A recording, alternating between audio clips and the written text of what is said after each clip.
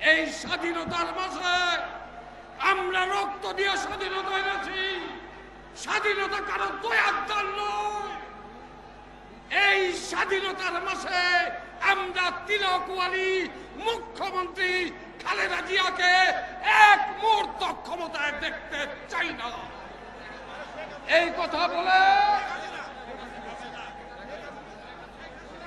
আর এক মুহূর্ত তিলকওয়ালী মুখ্যমন্ত্রী শেখ হাসিনাকে ক্ষমতায় দেখতে চাই না। এই কথা বলে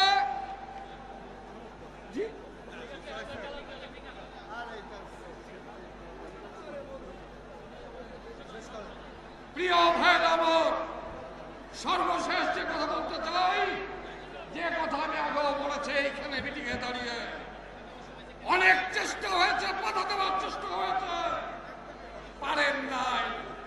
বাংলার ইতিহাস লেখা হয়ে গেছে।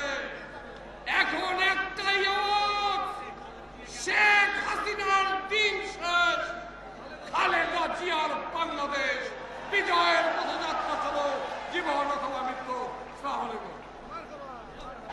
এই কথা বলে